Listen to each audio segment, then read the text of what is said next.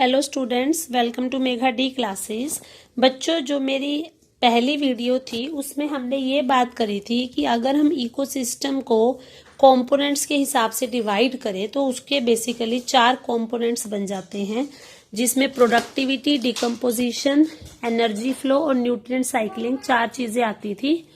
तो उसमें से जो सबसे पहला था प्रोडक्टिविटी, वो हम अपनी प्रीवियस वीडियो में डिस्कस कर चुके हैं। आज हम पढ़ेंगे डिकम्पोजिशन के बारे में। डिकम्पोजिशन, जिसको आप अपघटन भी बोल देते हो, जब कोई कॉम्प्लेक्स चीज माइक्रो ऑर्गेनिजम्स की प्रेजेंस में टूट जाती है और टूटकर सिंपल चीजों में चेंज हो जाती है तो उसे हम बोलते हैं डिकम्पोजिशन। आपने ये भी सुना होगा कि जो अर्थवर्म होते हैं, मतलब जो केंचुए होते हैं, उन्हें फार्मर्स फ्रेंड यानी कि किसान का दोस्त कहा जाता है। तो उसका रीजन भी आपको पता होगा। तो अर्थवर्म को फार्मर्स फ्रेंड इसलिए कहा जाता है क्योंकि जो अर्थवर्म है, जब ये मिट्टी में जाते हैं तो ये अपना भोजन ढूंढने के लिए मिट्टी में अंदर तक गड्ढे खोद के जाते रहते हैं। तो जब ये मिट्टी में इस तरीके से क्रॉस करते हैं तो जहां से ये मिट्टी में क्रॉस करेंगे वहां से जो मिट्टी है वो ढीली हो जाएगी, मतलब उसको पोला बना देंगे, जिसकी वजह से उसके अंदर आसानी से ऑक्सीजन और एयर जा सकती है। तो आप ये कह सकते हो कि एक तरह से जो ये अर्थवर्म है, ये सॉइल की एरेशन में हेल्प करते हैं, और सॉइल की एरेशन होगी तो जो हमारे प्लांट है उसकी जड़ों तक आसानी से ऑक्सीजन पहुंच पाएगी और दूसरी गैसेस पहुंच पाएंगी और हमारे प्लांट की ग्रोथ अच्छी होगी। तो कहीं ना कहीं फार्मर को फायदा होगा, इसलिए हम इनको फार्मर्स फ्रेंड बोल देते हैं। तो बेसिकली ये क्या करते हैं, जब ये सॉइल को लूज करते हैं तो उसमें अगर इनको कोई कॉम्प्लेक्स ऑर्गेनिक मैटर मिलता है तो उस कॉम्प्लेक्स ऑर्गेनिक मैटर को ये तोड़कर ब्रेक डाउन करके सिंपल मॉलिक्यूल्स में चेंज कर देते हैं। इसी तरीके से जो डिकम्पोजर्स होते हैं, जिसमें आपकी बहुत सारे बैक्टीरिया और फंजाई आते हैं, वो भी कॉम्प्लेक्स ऑर्गेनिक मैटर को ब्रेक डाउन करके उससे इनऑर्गेनिक चीजें बनाते हैं, जैसे कार्बन डाइऑक्साइड, वाटर, न्यूट्रिएंट्स, और इस कंप्लीट प्रोसेस को बोला जाता है डिकम्पोजिशन। तो जितने भी प्लांट के डेड पोर्शंस हैं, जैसे लीव्स है, टूटी हुई बार्क है, फ्लावर्स है, या एनिमल्स के डेड रिमेन्स है, जैसे उनका फीकल मैटर है, ये सारी चीजें मिलकर डेट्रिटस कहलाती हैं। तो डिकम्पोजिशन में यही डेट्रिटस एक कच्चे माल की तरह, एक रॉ मटेरियल की तरह काम करता है। मतलब जो चीजें प्लांट या एनिमल के लिए वेस्ट है, वो इन डिकम्पोजर के लिए एक, आप कह सकते हो, फूड का काम करती है, और उसी चीज को ब्रेक डाउन करके ये आगे जो है सिंपल कंपाउंड्स बनाते हैं। अब जब ये डिकम्पोजिशन का प्रोसेस होता है तो ये भी कुछ स्टेप्स में होता है। तो इसमें बेसिकली 5 स्टेप्स हैं। सबसे पहला स्टेप होता है फ्रेगमेंटेशन, देन सेकंड स्टेप होता है leaching, then third step is catabolism, fourth step is humification and fifth step is mineralization. अब हम बारी बारी से इन 5 स्टेप्स के बारे में पढ़ेंगे। जो डेट्रिटिवोर्स होते हैं, मतलब डेट्रिटस को खाने वाले, उन्हें हम बोल देते हैं डेट्रिटिवोर्स, जिसमें अर्थवर्म आता है। तो जो भी प्लांट और एनिमल का वेस्ट मटेरियल है, ये अर्थवर्म उसको ब्रेक डाउन करके उससे छोटे छोटे पार्टिकल्स बना देते हैं, मतलब उसने उसके छोटे छोटे टुकड़े कर दिए, फ्रेगमेंट्स कर दिए। तो इसलिए इस प्रोसेस को हम बोलते हैं फ्रेगमेंटेशन। तो सबसे पहला प्रोसेस जो फ्रेगमेंटेशन था, फ्रेगमेंटेशन का मतलब होता है कि जो कॉम्प्लेक्स चीजें हैं, जो कॉम्प्लेक्स डेट्रिटस है, उसका ब्रेक डाउन करके उससे छोटे छोटे पार्टिकल्स बना देना। उसके बाद दूसरी चीज आती है लीचिंग। लीचिंग के द्वारा क्या होगा, अब जब उन्होंने ब्रेक डाउन किया तो जरूरी तो नहीं है कि ब्रेक डाउन में सारी चीजें एक जैसी हो सकता है ब्रेक डाउन करने के बाद कुछ इनऑर्गेनिक न्यूट्रिएंट्स जो बने हैं वो पानी में घुल सकते हो। तो जो पानी में घुलने वाले न्यूट्रिएंट्स होंगे वो तो सॉइल में चले जाएंगे और सॉल्ट्स की फॉर्म में वहां पे इकट्ठे हो जाएंगे, प्रेसिपिटेट हो जाएंगे, ठीक है, और जो नहीं होंगे वो वहां से हट जाएंगे। तो इसको हम बोलते हैं लीचिंग की, मतलब जो आपके अलग अलग मटेरियल्स थे उन्होंने अपनी नेचर के अकॉर्डिंगली अलग अलग जगह पे सेटलमेंट कर दिया। इसके बाद तीसरी चीज आती है बच्चों कैटाबॉलिज्म। आपने शायद पहले भी सुना होगा कि जो मेटाबॉलिज्म होता है उसके 2 टाइप्स होते हैं, कैटाबॉलिज्म और एनाबॉलिज्म। जब हम किसी कॉम्प्लेक्स चीज को तोड़ के सिंपल चीज बनाते हैं तो उसे हम कैटाबॉलिज्म बोलते हैं, और जब हम सिंपल चीजों को इकट्ठा करके कोई कॉम्प्लेक्स चीज बनाते हैं उसे हम एनाबॉलिज्म बोलते हैं। तो यहाँ पे कैटाबॉलिज्म का मतलब है कि ये जो डेट्रिटस था, इस डेट्रिटस को तोड़ के इसे छोटे छोटे इनऑर्गेनिक सब्सटेंसेस बनाना। तो पहले इसके छोटे छोटे टुकड़े करने का काम तो अर्थवर्म कर चुके हैं, लेकिन अब उसको और ज्यादा डिग्रेड करना, मतलब बिल्कुल अच्छे से गला देने का काम जो है बैक्टीरिया और फंजाई में पाए जाने वाले एंजाइम्स करते हैं। तो इस प्रोसेस को बोलते हैं कैटाबॉलिज्म।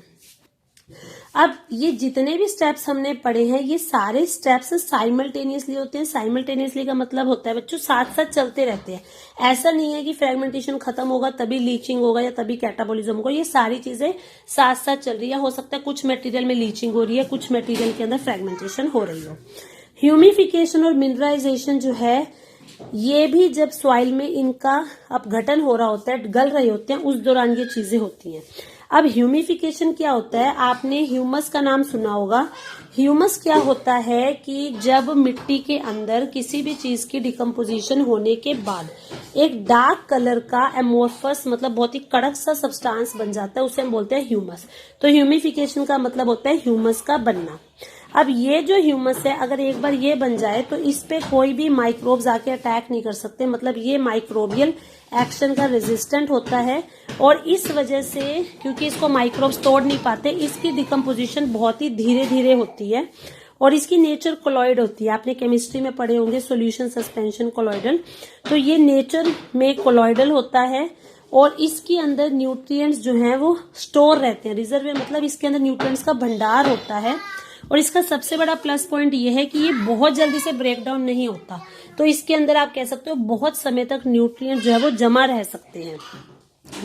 लेकिन धीरे धीरे इसकी डिग्रेडेशन माइक्रोब्स के द्वारा की जा सकती है। तो जब माइक्रोब्स इसको और ज्यादा डिग्रेड करते हैं तो बाकी के बचे हुए न्यूट्रिएंट्स भी वो रिलीज करना शुरू कर देते हैं। उस प्रोसेस को हम बोलते हैं मिनरलाइजेशन, यानी कि जो बचे हुए मिनरल्स हैं वो रिलीज होंगे और वो रिलीज होकर मिट्टी में आ जाएंगे।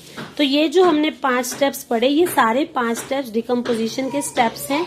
लेकिन अगेन मैं आपको बताऊंगी ये सारे स्टेप्स साइमल्टेनियसली होते रहते हैं। ऐसा जरूरी नहीं है कि एक के कंप्लीट होने के बाद ही दूसरा होगा। तो डिकम्पोजिशन जो है बच्चों उसमें मोस्टली ऑक्सीजन की जरूरत होती है। और डिकम्पोजिशन का रेट क्या होगा, मतलब कितनी जल्दी डिकम्पोजिशन होता है, वो डिपेंड करता है कि जो डेट्रिटस है उसकी केमिकल कंपोजिशन क्या है, मतलब वो किन चीजों से मिलकर बना है। अगर उसमें कोई ऐसी चीज है जो जल्दी टूट जाती है तो इसका मतलब डिकम्पोजिशन जल्दी होगा। अगर उसमें कोई बहुत ज्यादा हार्ड चीज मौजूद है तो हो सकता है डिकम्पोजिशन में टाइम लग जाए। दूसरा ये डिपेंड करता है कि वहां का क्लाइमेट कैसा है। अगर गर्मी होती है, आपने देखा होगा गर्मी में कोई भी चीज है वो जल्दी गलना शुरू हो जाती है। लेकिन अगर आप उसी चीज को फ्रिज में रख देते हो, मतलब कम तापमान पे रखते हो, तो वो इतनी आसानी से खराब नहीं होती। तो इट मीन्स हाई टेम्परेचर होगा तो डिकम्पोजिशन जो है वो भी फास्ट होगी। तो किसी भी पर्टिकुलर क्लाइमेटिक कंडीशन में डिकम्पोजिशन का रेट स्लो होगा। कब? अगर उस डेट्रिटस में, उस वेस्ट मटेरियल में लिग्निन और काइटिन की मात्रा ज्यादा है। लिग्निन और काइटिन ये कुछ पॉलीसेक्राइड्स हैं। जैसे आपने सुना भी होगा फंगस की जो सेल वॉल है वो काइटिन की बनी होती है। इसी तरह से जो हमारा पेड़ बन जाता है, मतलब जब पौधे से पेड़ बन जाता है उसके बाहर की बार्क बहुत सख्त हो जाती है तो वो लिग्निन की बनी होती है। तो मतलब हार्ड चीज है ये। जैसे आपने देखा होगा कॉकरोच की जो बाहर की शेल है वो भी काइटिन की होती है। तो इस तरह की चीजें हार्ड होंगी तो ऑटोमेटिकली यहाँ पे जो डिकम्पोजिशन का प्रोसेस है वो स्लो हो जाएगा। लेकिन अगर डेट्रिटस के अंदर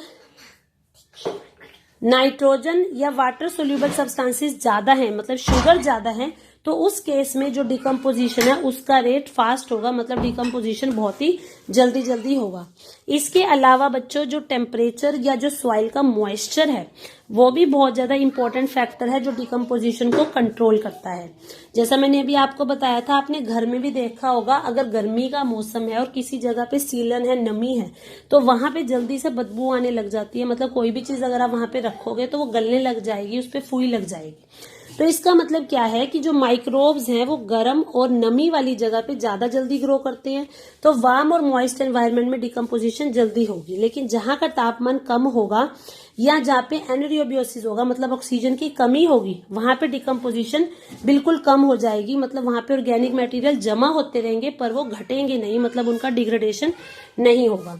तो ऊपर के डायग्राम में आप देख सकते हो कि जो डिकम्पोजिशन साइकिल है जो हमारे इकोसिस्टम में काम करती है उसको डायग्राम की फॉर्म में रिप्रेजेंट किया है। यहाँ पर ये दिखाया गया है कि एक पेड़ है जो मिट्टी में ग्रो कर रहा है। मान लो इस पेड़ का कोई पत्ता ग्राउंड पे चला गया तो थोड़े दिनों में आप देखोगे उस पत्ते का कुछ हिस्सा तो इंसेक्ट्स खा लेंगे या कोई एनिमल खा लेगा और जो भी उसके न्यूट्रिएंट्स या एनर्जी है वो फूड वेब में चली जाएगी। अब क्या होगा, कुछ न्यूट्रिएंट्स जो हैं वो केमिकल एक्शन की वजह से सॉइल में आ जाएंगे, मतलब वहां से वो मिट्टी में आ जाएगा। कुछ लीव्स ऐसी होंगी जिनको डिकम्पोजर फंजाई बैक्टीरिया डिकम्पोज करेंगे और वो धीरे धीरे लिटर यानी कि कचरे का रूप लेती जाएंगी। फिर उसके ऊपर अर्थवॉर्म बैक्टीरिया फंजाई और चीजें आएंगी। तो अल्टीमेटली जब उसका डिकम्पोजिशन होगा तो वो वापस मिट्टी में ही चला जाएगा, मतलब मिट्टी के अंदर ही वो न्यूट्रिएंट की कंसेंट्रेशन को बढ़ा देगा और अगेन मिट्टी से फिर न्यूट्रिशन पेड़ लेगा और पेड़ आपका फिर से ग्रो कर जाएगा। तो मतलब डिकम्पोजिशन के द्वारा आप ये कह सकते हो कि जो न्यूट्रिएंट्स का बैलेंस है वो हमारी नेचर में मेंटेन रहता है। जो चीज जहां से आई है पूरी साइकिल